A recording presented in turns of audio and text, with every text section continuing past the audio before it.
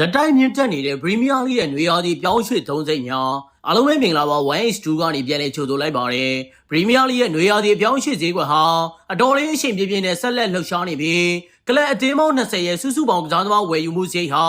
ပေါင် 1.2 ဘီလီယံအထိရောက်ရှိလာခဲ့ပြီဖြစ်ပါတယ်။ကစားသမားရောင်းချရငွေတွေကိုနှုတ်ပြီးကျန်တဲ့အတန်ရင်သုံးဆွဲမှု net spend သက်တင်ပေါင်တန်း850ကျော်အထိရှိနေပါတယ်။အဲ့ဒီထဲမှာပရိသတ်တွေကိုအံ့အားသင့်စေတာကတော့ထိတ်တန်းသုံးဆွဲသူ၄သင်းမှာတန်တက်အသင်းတွေဖြစ်တဲ့ Ipswich Town နဲ့ Coventry City တို့လိုအသင်းတွေပါဝင်နေတာပဲဖြစ်ပါတယ်။ဒီရာသီကမှ Championship ကနေတက်လာခဲ့တဲ့ Ipswich, Coventry နဲ့ Hull City တို့၃သင်းပေါင်းသုံးဆွဲမှုဟာ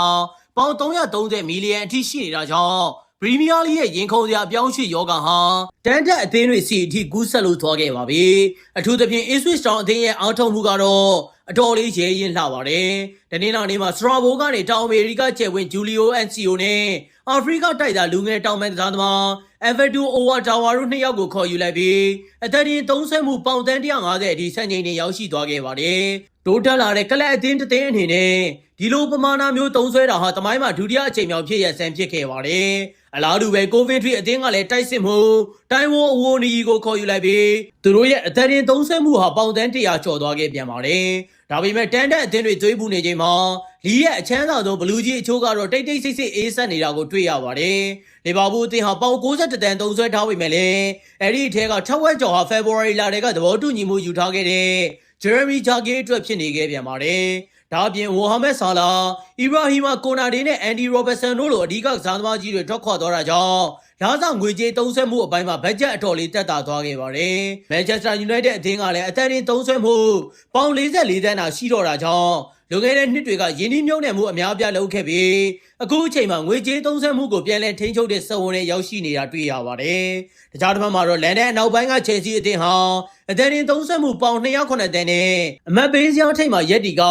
ထုံးစံအတိုင်း boss ဖြစ်ကြောင်းအစွမ်းကုန်ပြသနေစေပါ။ Giovanni Guinda, Emmanuel Imega နဲ့ Dana တို့လိုလူငယ်ကျယ်ဝန်းတွေအတွက်အကျိုးစားချုပ်ချင်းဖြစ်ပေါင်တန်း80ပါဝင်ခဲ့ပေမဲ့လည်း Chelsea ရဲ့သုံးဆွဲမှုကတော့များပြားလို့နေတော့မှာပဲ။ဂျားတစ်ဖက်မှာလည်း UEFA ရဲ့ဘန်နာရေးဆိုင်ရာထိန်းချုပ်မှုစီးမြင်တွေကြောင့် Chelsea ရဲ့အသင်းအနေနဲ့လက်ရှိမှာအဓိကကစားသမားအချို့ကိုဈေးကြီးကြီးနဲ့ပြန်လည်ရောင်းထုတ်ဖို့ဖိအားပေးခံနေရပါတယ်။ဈေးကွက်ပိတ်ဖို့သတင်းပတ်2ပတ်များသာလိုတော့တဲ့အချိန်မှာတော့မနေ့ကစံချိန်တင်ခဲ့တဲ့ပေါင်3.1ဘီလီယံအထိရှိခဲ့တဲ့